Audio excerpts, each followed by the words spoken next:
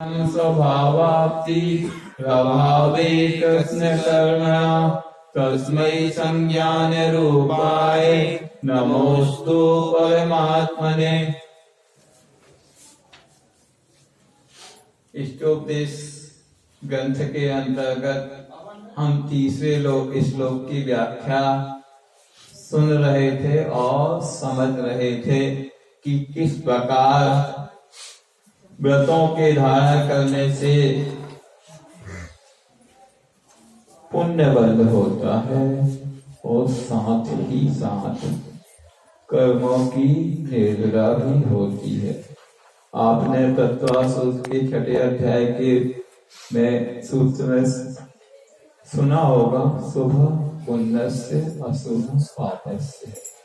तो अध्यात्म में 3 उपयोग बताए गए हैं, एक अशुभ उपयोग, एक शुभ उपयोग और एक शुद्ध उपयोग। तो अशुभ उपयोग तो हमारा जो असंयम रूप ही है वह अशुभ की परिणति है। जब तक आप मिथ्याचारी गुण स्थानों में हैं तब तक आपका उपयोग अशुभ उपयोग है। जब सम्यक दर्शन या व्रतों पर आरूढ़ होंगे, आप व्रतों में आरूढ़ होंगे, तब आपका शुभ उपयोग है। भगवान की पूजन करना, विधान करना, गुरु भक्ति करना, गुरुओं को आहार देना, स्वाध्याय करना आदि सभी शुभ उपयोग की क्रियाएं हैं। अशुभ उपयोग से पाप का बंध होता है, शुभ उपयोग से पुण्य का बंध होता है। और शुद्ध उपयोग इन दोनों से ऊपर है, जो बंध से ऊपर उठाने की प्रक्रिया है। अब प्राथमिक भूमिका में हमें अशुभ से बचना है, शुभ में आना है। जब हम शुभ में आ जाएंगे और धीरे धीरे अभ्यास हो जाएगा तो हम शुद्ध की ओर बढ़ेंगे। अब कुछ लोग कहते हैं कि नहीं, शुभ और अशुभ दोनों ही एक ही कोटि में है, पुण्य और पाप दोनों ही एक ही कोटि में हैं। और जैसे हमें पाप से ऊपर उठना है वैसे पुण्य से भी उठना है, पर उसकी भी एक भूमिका होती है। जैसे आपने देखा होगा, आप सीढ़ी पर चढ़ते हैं तो एक सीढ़ी पर आपका पैर होता है और दूसरी ऊपर की सीढ़ी में चढ़ते हैं, सीधे आप ऊपर मंजिल पर नहीं पहुंचते। यह स्थिति होती है। तो जैसे आप अशुभ को छोड़ेंगे तो शुभ में आएंगे। आपने 5 पापों को छोड़ा है तो 5 व्रतों को धारण करेंगे। आचार्य पूज्यपाद महाराज ने स्वयं उनका एक समाधि तंत्र, एक और इष्टोपदेश जैसा ही ग्रंथ है, उसमें लिखा है, आवेतानी परित्यज्य व्रतेषु परिनिष्ठिता तदेतान्यपि संप्राप्य परमं पदमात्मना। सबसे पहले अव्रतों को 5 पापों को छोड़िए और व्रतों को पर आप आरूढ़ हो जाइए। सबसे पहले साधक क्या करता है, 5 पाप का मूर्तः त्याग करता है। सर्व सावध्य का त्याग करके मुनिव्रत धारण किया जाता है। लेश मात्र भी अब मैं जीवन में कोई भी पाप के कार्य नहीं करूंगा। हिंसा, झूठ, चोरी, कुशील और परिग्रह, इनका सर्व रूप से त्याग करके एक यम रूप धारण करता है। अब वह आचार्य महाराज कहते हैं, सर्व सावध्य का त्याग कर दिया, सब परिग्रह का त्याग कर दिया, बिल्कुल यथाजात दिगंबर मुद्रा धारण कर ली। अब क्या किया, अपने आत्मोपलब्धि के क्षण की ओर वह साधक बढ़ने लगा। बिल्कुल हाथ पर हाथ रख के ऐसे जो बीतराग भगवान की मुद्रा मंदिर में विराजमान है, बिंब है, वैसी उस यथार्थ रूप दिगंबर मुद्रा उसकी हो गई। वह अपनी आत्मा में लीन हो गया। पर कितनी देर तक आत्मा में लीन हो सकते, शुद्धोपयोग का एक समय है। एक अंतर्मुहूर्त के बाद बड़ा से बड़ा साधक भी हो तो या तो वह शुद्धोपयोग से का जो फल है केवल ज्ञान उसको प्राप्त कर लेगा, समस्त घातिया कर्मों का क्षय करते हुए। यदि केवल ज्ञान प्राप्त नहीं किया तो शुद्ध से पुनः शुभोपयोग में वह साधक आएगा। शुभोपयोग मतलब शुभ क्रियाएं, पुण्य की क्रियाओं को करेगा। तो पूजन, स्वाध्याय, भक्ति आदि जितनी भी क्रियाएं हैं, आहार दान आदि, वह शुभ की क्रियाएं हैं। उससे पुण्य बंध भी होता है तो कर्म निर्वृता भी होती है। अब लोग कहते हैं एक कारण से एक ही कार्य होता है। उनको हम बता दें कि एक कारण से भी अनेक कार्य देखे जाते हैं। राजवार्तिक ग्रंथ में स्वयं जो तत्वासूत्र की टीका ग्रंथ है, स्वयं अकलंक देव कहते हैं कि एक ही कारण से अनेक कार्य देखे जाते हैं। जैसे लौकिक में भी उदाहरण है, एक अग्नि है, वह भोजन को भी पकाती है, ताप भी देती है हमें और प्रकाश भी प्रदान करती है। अग्नि तो एक ही है ना, भोजन को भी पचा रही है, ठंड में आपको ताप दे रही है, ठिठुरन से बचा रही है और प्रकाश भी प्रदान कर रही है। तो एक कारण से अनेक कार्य देखे जाते हैं, उसमें कोई बाधा नहीं। जिस कारण से यदि पुण्य बंद हो रहा है तो उसी से कर्मों की निर्जरा हो रही है। जय रावला पुस्तक में आया है, असंख्य गुण श्रेणी निर्जरा काल को नमोकारो, असंख्य गुण श्रेणी निर्जरा काल को तमा भोयन पायन पचायन आदि सत्य आरंभ आदि कार्येषु निमेन नमोकारो कायको। मतलब नमस्कार मंत्र, नमोकार मंत्र असंख्यात गुण श्रेणी निर्जरा का कारण स्वयं सिद्धांत ग्रंथ में आचार्य महाराज कह रहे हैं। तो ऐसा नहीं है कि शुभ से सिर्फ पुण्य बंद होता है। कुछ लोगों की धारणा ऐसी हो सकती है, पर जैसे आप देखते हैं, आप जो खेती करते हैं, जैसे अभी गेहूं का फसल लगाया होगा तो आपने गेहूं की प्राप्ति के लिए गेहूं की फसल लगाई है, आपका मुख्य उद्देश्य गेहूं हमें मिले, और उसके साथ साथ जो भूसा भी हमें मिलता है। तो जैसे गेहूं है तो हमारा मुख्य उद्देश्य तो भगवान जैसे बनना है, उन जैसे गुणों की प्राप्ति करना है, वंदे तद्गुण लब्धे। पर उसके साथ साथ हमें भूसा स्थानीय पुण्य बंध भी होगा। तो पुण्य को हे कहने वाले लोग, बहुत सा वर्ग है कहता है पुण्य हे है, जैसा पाप है वैसे ही पुण्य भी हे है। तो उनको बता दूं कि पुण्य कभी भी कोई छोड़ ही नहीं सकता। पुण्य के फलों की इच्छा नहीं करो, पर पुण्य बंध से कोई भी वंचित नहीं रह सकता। जितना आप ऊपर ऊपर बढ़ेंगे, आप शुभ से शुद्ध की ओर जाएंगे, शुद्धोपयोग में और ज्यादा सारे पावरफुल पुण्य बंधक होता है, शक्तिशाली। जितना पुण्य, जैसे आप निर्जरा में बह रहे वैसे ही पुण्य बंध में तत्वासूत्र ग्रंथ के आता ना, सम्यक दृष्टि सावक वेदानंद वियोजक दर्शन मोक्ष पोषण उपशांत मोह छपक क्षीण मोह बिना क्रम से संख्ये गुण निर्जरा। तो जितनी सम्यक दृष्टि की निर्जरा है उससे असंख्यात गुणी देशवती पंचम गुण स्थान वर्ती की निर्जरा है, और उससे भी असंख्यात गुणी महावृत्ति मुनिराज की निर्जरा है। इसी प्रकार दर्शन मोह की छपड़ा और अंतानुबंधी की विसर्जना आदि को लेकर उपसम श्रेणी छपक श्रेणी आदि में क्रम से निर्जरा के स्थान बढ़ते जाते हैं। जैसे जैसे कर्मों की निर्जरा बढ़ रही है वैसे वैसे ही पुण्य का बंध भी और शक्तिशाली होता जा रहा है।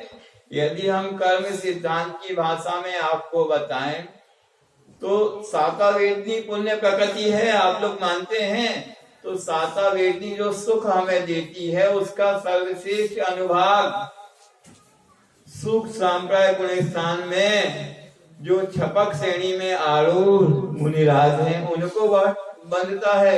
अब पुण्य कहाँ हे रहा, जैसे जैसे ऊपर बढ़े पुण्य तो बंध रहा है पर पुण्य की ओर उनका ध्यान नहीं है। हमें पुण्य के फल की इच्छा नहीं करना है, उनका फल है वो तो आएगा आएगा, हमें उसका भोग नहीं करना, उसकी चाह नहीं करना। तो जो पुण्य को हे बताते हैं, कहते हैं पुण्य हे है और व्रतादि पुण्य बंध के कारण हैं, इसलिए हमें व्रतादि को नहीं लेना चाहिए। उनकी एकांगी विचारधारा है। उसके लिए मैंने यह सब भूमिका बना के आपको बताई, क्योंकि आचार्य श्री बताते थे उनके जब इस ओर आना होगा, उनकी दीक्षा जब हुई या फिर आचार्य ज्ञान सागर जी से आज से 50 वर्ष पहले, तो निश्चय वालों का इतना बोलबाला था। वह सिर्फ स्वाध्याय की बात करते थे, सम्यक दर्शन की बात करते थे, व्रतों आदि को सिर्फ वह बंध का कारण ही बताते थे। व्रत क्या है, बंध के कारण हैं, और जो जो बंध के कारण हैं वह हमें अपनाने नहीं चाहिए। कई लोगों ने प्रतिमा ले ली तो उनसे पूछते थे आपको मालूम है कि आपको सम्यक दर्शन है कि नहीं, आपने प्रतिमा ले ली। अरे तो किसको मालूम है सम्यक दर्शन उसका, किसी को नहीं मालूम सम्यक दर्शन किसको है। यह वास्तव में तो केवली गम्य है, हम तो उसके बाहरी जो उसका क्रियाएं हैं, देव शास्त्र अच्छा समीचीन श्रद्धान है, सात तत्वों का श्रद्धान है, सदाचरण रूप उसकी वृत्ति है, उसी से उसको सम्यक दृष्टि आदि समझते हैं। तो कई लोगों की उन्होंने प्रतिमाएं छुड़वा दी, कहें इनसे बंद होता है। जैसी उसकी मान्यता आप बार बार लोगों को कहोगे तो व्यक्ति उसको उसकी धारणा भी ऐसी हो जाती। तो बीच के कुछ काल में ऐसी बातें, ऐसी लहरें बहुत चली हैं, अभी भी उस प्रकार की लहरें चलती रहती हैं। हो सकता आस्था में आपके इस प्रकार का वातावरण नहीं हो, आप उससे बचे हैं, या गुरुदेव की कृपा से यहाँ संघों का आगमन और चातुर्मास होते रहते हैं, इसलिए भी आपको इस प्रकार की धारणा से आप बच गए। यहाँ काफी संख्या में व्रती भी लोग हैं, तो उनको भी बता दें, यदि कोई कहे कि ये व्रतादि बंध के कारण हैं तो बंध वह उनको जवाब दे सकते हैं। बंध के साथ साथ वह कर्म निर्जरा के भी कारण हैं। वह तो यही कहते हैं एक कारण से एक ही कार्य होता है, तो उन्हें बता सकते एक कारण से अनेक कार्य की भी सिद्धि हो सकती है। अग्निव्रत तो जैसे व्रत पुण्य बंद होता है वैसे व्रतों से निर्जरा भी होती है। उसका काम यह है कि कोई भी संसारी जीव है सबसे पहले 5 पापों का त्याग करके पंच महाव्रत धारण करके मुनि बनेगा। यदि मुनि बनने की योग्यता उसके पास नहीं है तो अणुव्रत धारण करेगा, सावक के व्रत धारण करेगा, यह काम है। और उसके बाद ही मुनि बन के वह 3 गुप्ती में लीन होकर अपने शुद्ध उपयोग में लीन होगा और शुद्ध निर्जरा को अपनाएगा। बाकी उसके नीचे की अवस्था में तो शुभ उपयोग में रहेगा। जब शुद्ध उपयोग से में रहने में मुनि सक्षम नहीं होते हैं अंतर्मुहूर्त के बाद, तो वह नियम से शुभ में आते हैं। अपने विषय कसाय वंचनार्थम शुभ उपयोगम प्रवृत्ति करते हैं। तो इस प्रकार आगम की ही आज्ञा है। आपको बताया है उत्तम सहनस एकाग्र चिंता निरोधो ध्यान मांतर मुहूर्ता। तो एक अंतर मुहूर्त से ज्यादा ध्यान की स्थिति है ही नहीं।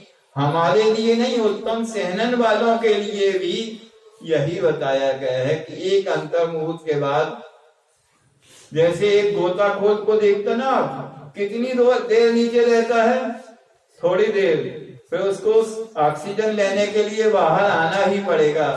वैसे ही आत्म ध्यान की समय सीमा कितनी है, अंतर मुहूर्त, उसके बाद उसको बाहर आना ही पड़ेगा नियम से। इसके से अधिक वह अपने ध्यान में प्रवृत्ति नहीं कर सकता। तो वही बाहर आएगा।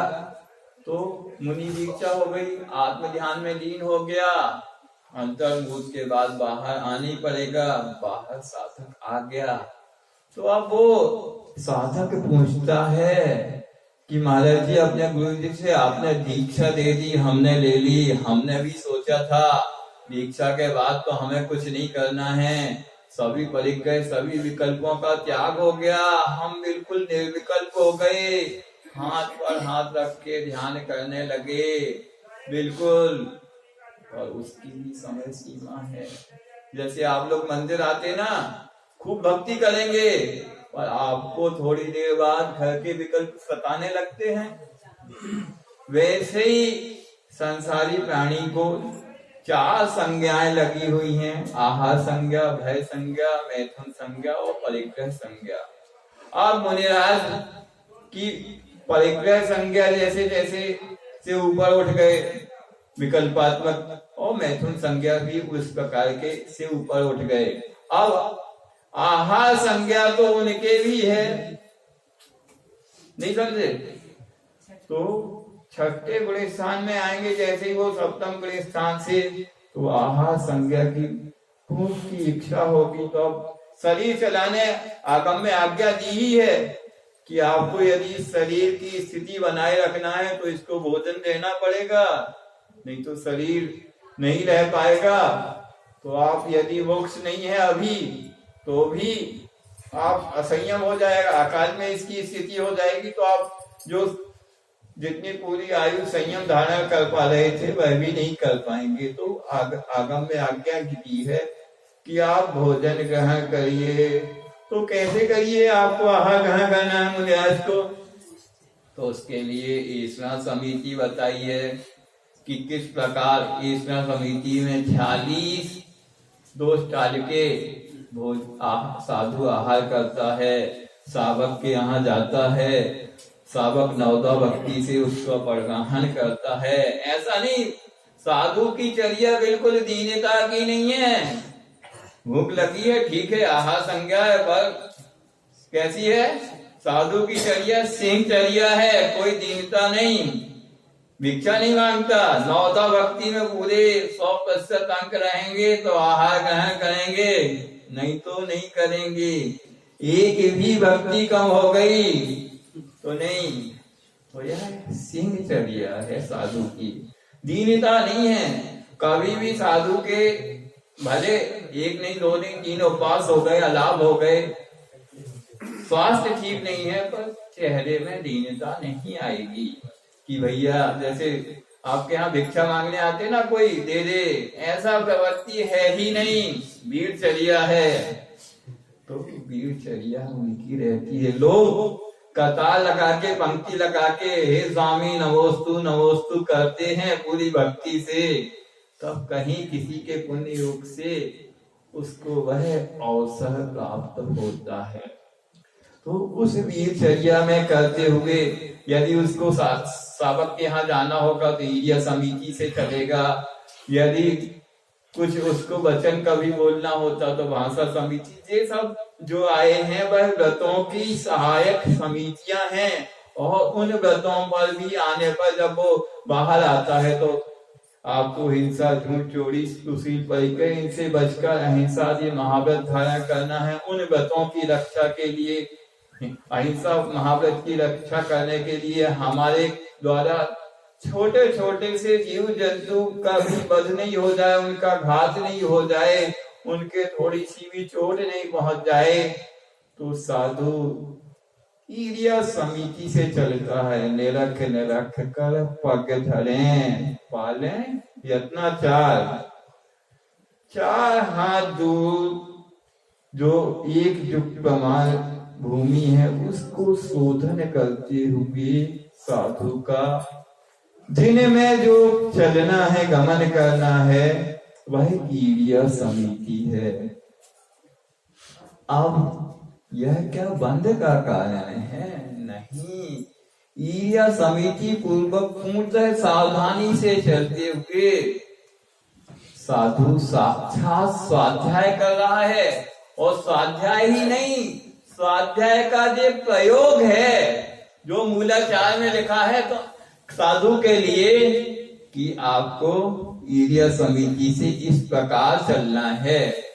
स्वाध्याय परमम तपः का पता है, और तपसा निर्जलाचार, ऐसा उमा स्वामी महाराज कहते हैं। तो हम, एक होता है थ्योरी का पीरियड और एक होता है प्रैक्टिकल। तो जब हम गमन करते हैं तो जो हमने मूलाचार में स्वाध्याय थ्योरी की क्लास अटेंड की है उसका हम प्रैक्टिकल करते हैं वहां। ऐसे ही जब हम आहार ग्रहण करते हैं तो ऐसा समिति पूर्वक करते हैं, पूरा आहार शोधन करते हुए ग्रहण करते हैं। तो मूलाचार में जो हमें या भगवान महावीर स्वामी ने या भगवान आदिनाथ ने जो दिव्य ध्वनि में हमें आज्ञा दी है, हम उसका आज्ञा का अनुपालन कर रहे हैं और पूरे शोधन करते। ये क्या है? ये प्रैक्टिकल पीरियड है। तो प्रैक्टिकल में थ्योरी से ज्यादा नंबर मिलते ना, आप लोग कहते, तो वैसे ही उसमें और ज्यादा निर्जरा है। निर्जरा के साथ बंद हो रहा है, ये हम मना नहीं कर रहे, पर उसको आप पाप जैसा है बता दो, बिल्कुल गलत बात है। पुण्य ही परंपरा से मोक्ष का कारण है। अब अभी आया था इसमें सुजब, सुचेत, सुकाल आदि जो मिलता है तो वह पुण्य के योग से ही मिलता है। अब मान लो चतुर्थ काल में हमारा जन्म हो, जहां मोक्ष का साक्षात द्वार खुला है, तो पुण्य के योग से ही वहां पर जन्म होगा। और पुण्य के योग में ही हमें इस प्रकार शारीरिक सामग्री मिलेगी, इतना सहनन मिलेगा शरीर में सामर्थ्य कि हम, जिसको वज्र सब नाराज सहनन कहते हैं, हमारे शारीरिक